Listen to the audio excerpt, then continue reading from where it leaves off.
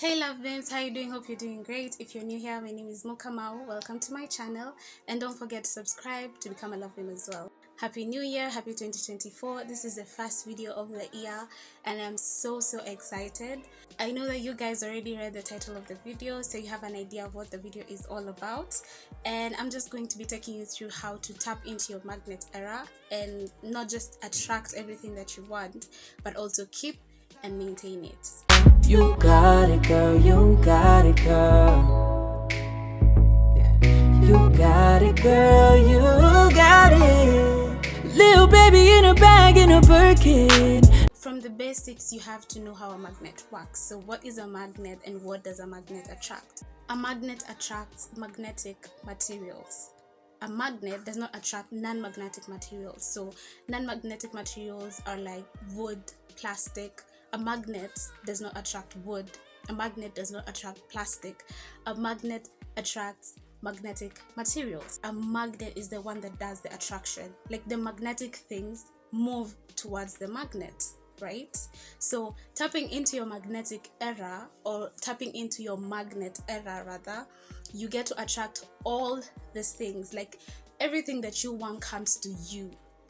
You stop doing all the chasing, you stop doing all the running towards the things that you want, and instead the things that you want start coming to you.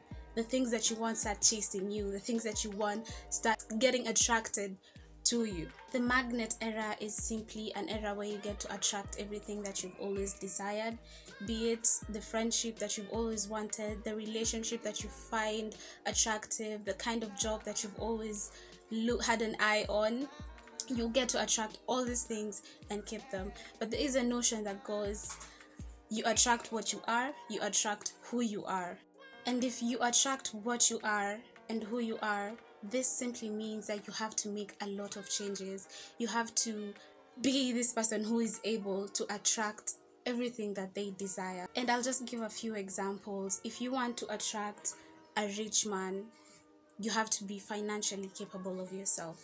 You cannot be attracting a rich man and you're not able to cater for the things that you want him to cater for, right? If you want to attract loving friends, you have to be loving yourself so that you get to attract these loving friends.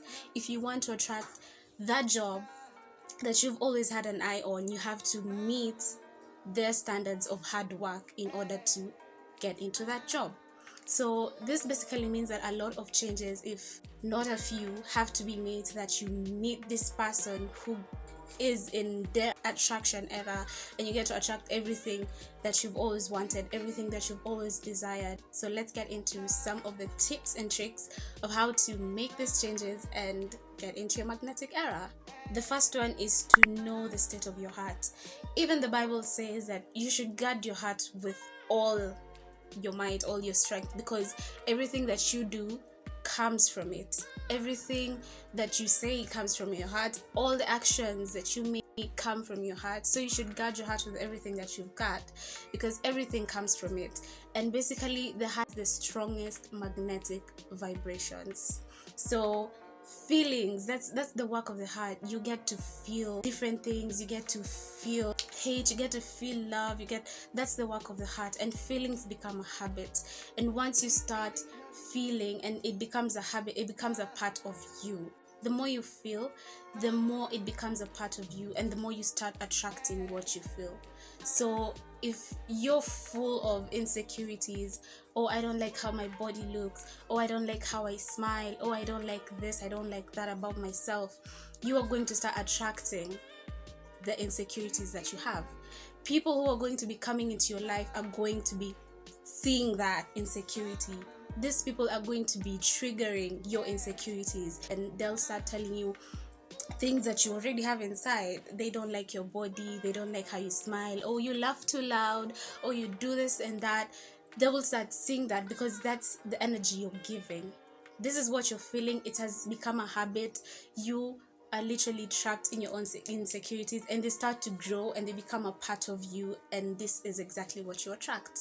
If you feel that you're not good enough, you're not capable of bagging this job, even when you go for that interview, that's the energy that you're going to give. You're on those kind of vibrations, so you're going to attract people who are on the same vibration, and whoever is going to interview is gonna feel that you're not fit for the job, you're not good enough, because that's already what you've told yourself. It has become a part of you. Or I'm just going for the sake of it, but I don't really qualify for this job. So that's exactly what the interviewer will feel as well, because that's exactly what you feel, and you're definitely not going to bag that job. Number 2 is become an observer, and not of the things that are around you, the things that are within you. Be more observant of yourself, pay more attention to the actions that you make, the feelings that you feel, and ask yourself if these feelings and if these actions that you're making are aligned to the person that you want to become, if they're aligned to the person that you want to be, where you want to be at a certain point in life. And part of becoming an observer is understanding the different parts of yourself. So there are 4 different parts of yourself. The first one is the persona. The persona is simply a mask. There's a persona that you portray when you're around your friends. There's a persona that you portray when you're around your family, that you portray when you're around people that you work with. You have all these different personas, and this is basically to help you fit into the society or to cope with the situations that are around you. The way that you relate with your friends is not the same way that you're going to be relating with your parents. It's not the same way that you're going to relate with your grandma. You have all these different personas, and they are just to help you fit into the society. It has to sink into your conscious and subconscious that this is just a persona, so that you don't get mixed up and start adapting this persona into yourself. The next different part of yourself is the shadow. The shadow is basically the things that we don't want people to see, the things that we are ashamed of, the things that society deems unfit. For example, laughing too loudly and you're a lady. Part of understanding yourself is knowing that this shadow is a part of you, and you have to really understand that and deal with the shadow part of you so that it doesn't grow, so that it doesn't start manifesting in your actions.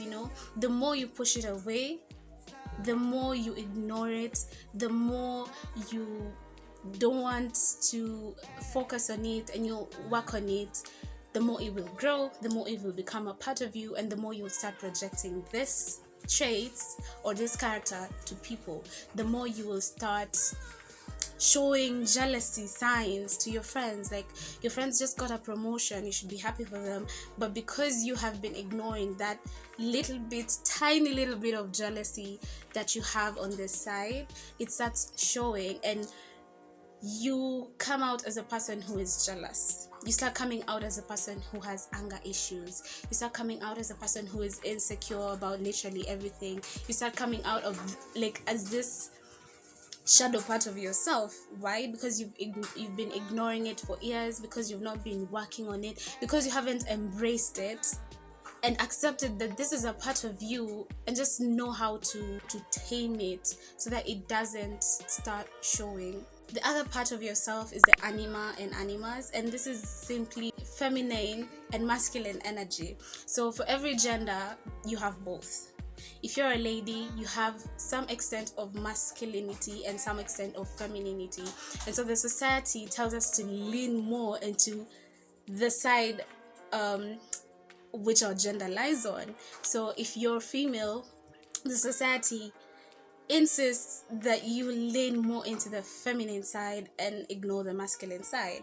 If you're masculine, if you're a man, the society expects you to lean into the masculinity more than the femininity. And this is why you get things like men should not cry, men should not be vulnerable, because they're not allowed to lean into their femininity. Okay, this is why you hear things like ladies should not be leaders, this is the role of a man, and this is simply because they do not allow you to lean a little bit more into the masculinity. So the trick about all this is just finding a balance between your femininity and your masculinity. Find a balance, and this allows you to explore this potential that you have in you. So you might be female, but you have leadership roles, and leadership roles are considered to be a masculine type of thing. It's a role of the man to be a leader. It's the role of a man to be rational. It's the role of a woman to be creative. It's the role of a woman to be caring. Like, if we get a balance to these two things, get a balance to femininity, get a balance to masculinity, like, find the point where you thrive, the midpoint where you thrive. That is what we should all be trying to achieve, so that we can tap into a magnetic era. You will notice that women nowadays, or rather the society, people are waking up, people are literally woke enough to realize that this is just a traditional mindset. Like, men can be vulnerable, men can cry, men can show their emotions, while females can do the masculine jobs. We're not in the traditional era. Women can become engineers, women can do all these jobs that are tagged as manly. You know what I mean? So tap into the point where you feel like you thrive. Find a balance in your masculinity and femininity, and this will literally help you explore and exploit your potential to the fullest. You find women who are excelling in their careers, they are leaders, they are doing all these things that were deemed manly, and that's on period. The other part of yourself is the self. Self is literally a part of you. Self is the realest, the purest form of yourself. This is a part of you that you cannot ignore. Like, it already knows who you are. The self knows who you are already. Even when you try to hide it, the self knows exactly who you are. The self knows the potential that you hold. The self is aware of what you are capable of, honey. You cannot be your highest self if you do not know what you're capable of. You cannot become your highest self if you do not know the potential that lies within you. You cannot make change if you're not aware of it. So become an observer and pay attention to yourself. Pay attention to things that surround you and make necessary changes. If you pay attention to yourself and you find that you are lazy, ask yourself, me being lazy, does it contribute to where I want to be in the next 2 years, in the next 5 years? Does it contribute to the person that I want to be, the person that I'm striving to become? And make the necessary adjustments. Number 3 is journaling. Journal. The power of journaling is literally underrated. So journaling helps you be in charge of your own narrative. Like, you are in charge of everything that happens around you. Write down your goals, write down your visions, write down your dreams, write down everything that you want to achieve in the next 10 years, in the next 5 years, in the next month. Write it all down. Write down your feelings. What were you feeling on Monday? What were you feeling on Tuesday? Write down every feeling that you have. Write down your thoughts. And this helps you become emotionally intelligent. Like, you are aware of what you feel. You are aware of how to control your emotions. You are aware of how to deal with people. Literally, journaling helps you become more emotionally intelligent. Journaling about your feelings also helps you dig up past traumas. Like, you get to do a lot of shadow work that is much needed. If you feel that you are not good enough, where exactly is this coming from? Is it because when you were in grade 2 someone told you that you could not achieve anything, and it got into you that became your whole anthem? That became your anthem, literally, that you cannot achieve anything, that you're not capable, that you're not good enough. I deal with a lot of imposter syndrome, and I had to ask myself, where does this come from? What exactly makes me feel that? And how can I deal with this so that I can become the best version of myself, literally? So you have to do a lot of digging in the past, understand where this childhood traumas came from, understand how to deal with them, understand how to love yourself, and just understand yourself. Embrace these insecurities that you have instead of suppressing them, because the more you suppress these insecurities, the more they become a part of you, the more you start believing what your mind is telling you, the more you start believing in these insecurities, and this literally gives your insecurities life, and they start to grow, they start to show, and literally everyone around you starts feeling the same energy, and they give back the energy that you're literally giving. They point to your insecurities, and this becomes a trigger point, and the loop continues and continues and continues. Also, this opens a new door and gets you to the point of self-love, self-acceptance, self-knowing. Like, you become so aware of yourself, you become so attached to yourself that you literally are in control of your own narrative. When you get to this point where you are self-knowing, you have self-acceptance, you're self-loving, it radiates this energy, and you start attracting good things because you already know yourself, you already understand yourself, you love yourself, and this energy starts to show. Number 4 is spend more time with yourself. Literally spend more time with yourself. I know this sounds scary, this sounds boring, but it really helps you grow yourself. Spending more time with yourself helps you understand parts of you that you didn't even know about. It helps you understand yourself more.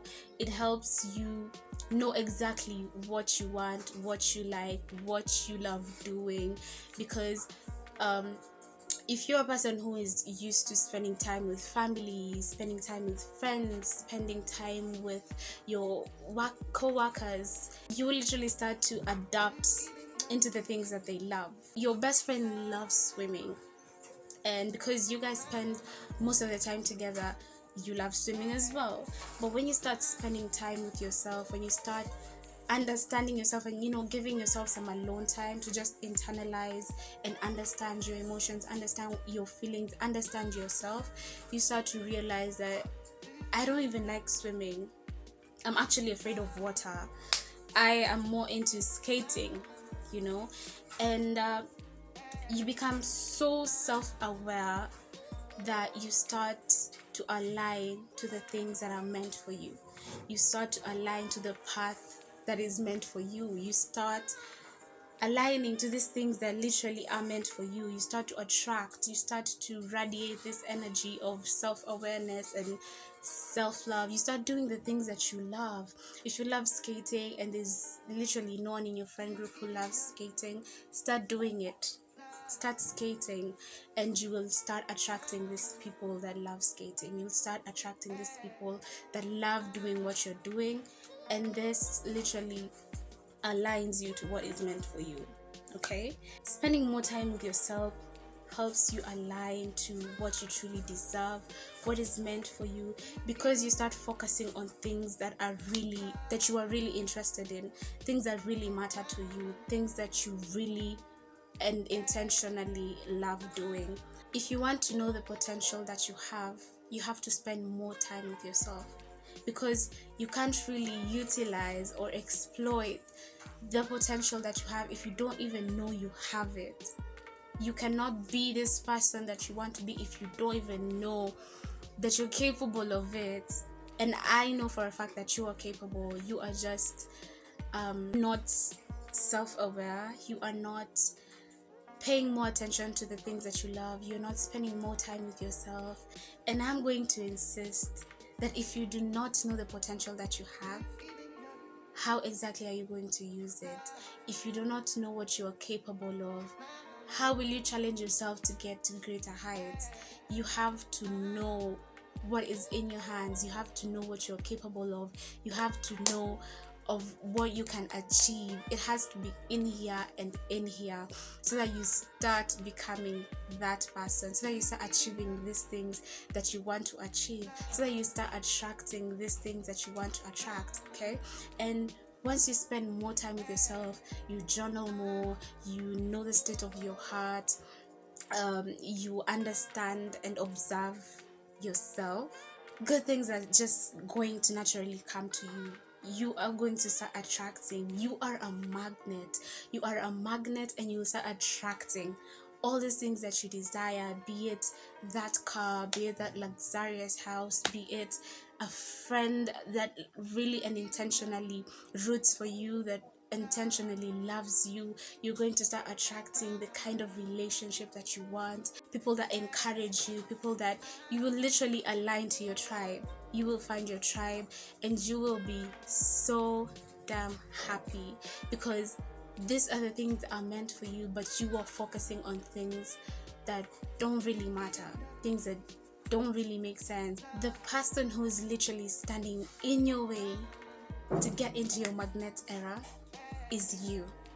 You literally have to do the work from within, and everything will just work like magic. Like, you are attracting literally everything that you want. Get into your magnet era. Let things start chasing you. Let things start getting attracted to you, because that's the energy you're giving.